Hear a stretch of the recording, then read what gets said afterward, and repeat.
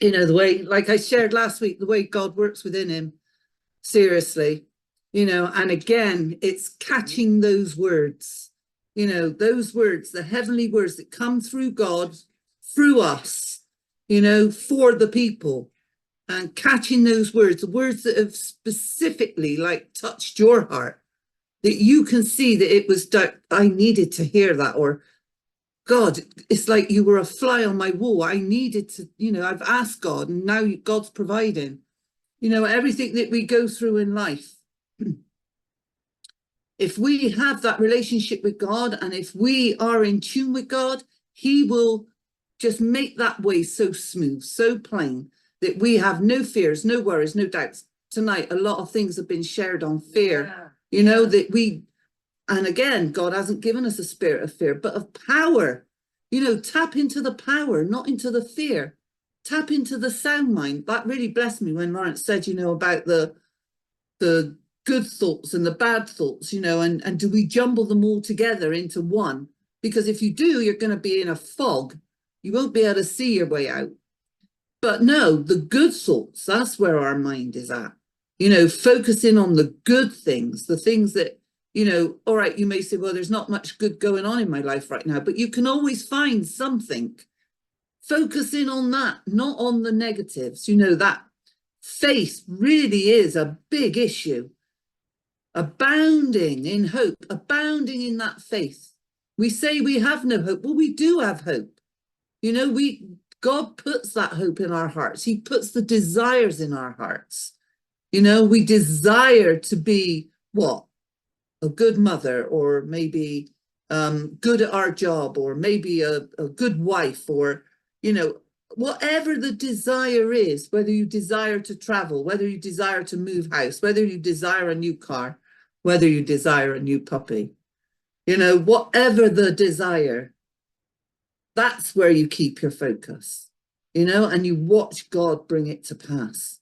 You know, we have one big hope, and that's Christ coming back. And what a day that will be. But in the meantime, you know, we want to live life. We are here, but for a short time. You know, I was speaking earlier and to Kayla, actually, you know, my kids are in their 30s. Where did that time go? It went so fast, man. You know, I still feel sometimes that Dan is my little boy and he'll say, Mum, I'm 32. You don't need to tell me. But it's hard. It's hard to let go sometimes, you know, because you feel they're still your babies, even though they're in their 30s. And that must be what it's like with God, with us. That he doesn't want to let us go, that he holds us, even when we're going through troubling times, even when things don't seem to be panning out right. You know, there's a lot going on right now. People need prayers. People need us to be speaking in tongues for each other. Why? Because that's what love is. Love, the love of God. You know, that God loved us so much that he gave up his son, Jesus Christ. That is love. That no greater love hath the Father. Where's our thoughts? Where's our emotions? Where's our love? Where's our love towards one another? That encouragement. And it's not giving it all wishy-washy, but really sometimes it means saying it is as it is. That's love. You know, so that people aren't sort of just wandering in the wilderness, thinking they're doing good when really they could be doing better. We encourage one another, support one another, so that our faith grows, so that we're not like Peter, as we step out, that we sink. You know, we want to be strong. We really want to encourage one another. And so, you know, when that was such a fantastic sharing that Lawrence did, and you could see he was fired up. You know, that's the way sometimes that God really needs to get the message through. Yeah. Right? When we give where we're being fed. Right? We start putting our money into bags with holes, and we'll be the one that suffers. Is we give to God. We say, God, okay, how much am I giving? Where am I giving? And God will show you. You know, and yeah, we have loyalties. Yeah, we have commitments, but it's God first. What do I do, God? Everything we do, we go to God. And even if you don't have an answer right at that second, sometimes it's good to wait.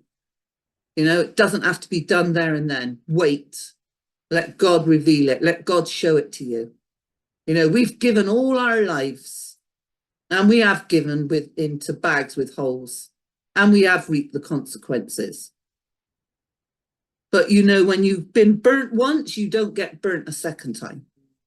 We give where we're being fed, where we're being encouraged, where God is energizing that spirit that lives and abides in us. You know, if somebody's struggling financially, give. Because then your God will see your heart and he'll go to work on your behalf. It's not that we're giving to a man, we are giving to God. In every aspect, where when we are on that right path, that we're giving, we're speaking in tongues, we're praying, we're stepping out in that faith, God's going to come through. And like Lawrence said, there is so much on our side. We've got God, we've got Jesus Christ, 40,000 angels. You know, wow. Whatever we require, God will send. It is right there, right? We have the edification of the believers, the prayers from the believers. But if we all sit quiet and we don't say what's going on, or we don't, I'm not saying that you have to ring up every day and say, well, this happened, that happened. But, you know, if you are in a situation and you're not seeing any light at the end of that tunnel, then ring or contact someone you trust, someone you know that is going to build you up, that is going to speak those heavenly words to you. Because that's what we need at times. We don't want someone just to agree on our little shoulder. Oh, that's terrible. Oh, did you really? Oh, no. Sometimes we want it straight. We want to hear those words from God. Okay, God, why is this going on? I need you to help me pull through this. I want to see the light at the end of this tunnel. What decisions do I need to make the situation better? You lead me, you guide me, you support me, God. And I'll tell you what, you go like that to God, and within minutes or hours, God will have that solution for you. He'll reveal it to you. Whether he reveals it to you and you're not listening, or whether he'll reveal it to your minister, and he'll let you have it. He'll tell you what God's working in his heart to tell you. But we need each other. We can't do this alone. You know, God didn't say that it was a one-man band, right? That we have to do it all. No, we are a family of God, loving each other, supporting each other, encouraging one another, praying for each other, speaking in tongues for one another, you know? And I'm not a wishy-washy person. I can't just give you what you want to hear. You know, I just see it as black or white. There's no gray. There's no in between. Like just the way I am, I guess. But it's just as well we're not all the same either. You know, God made us with individual personalities and with different hearts and minds and emotions. And some people are like that, but some others are a bit stronger, and some are even stronger again. But we all make up that family of God. We all make up that family of God. So where one lacks, the other can meet the needs. Where that needs may be lacking, somebody else can step in. We are a family, and we're there to support one another. So bless your hearts. Wow.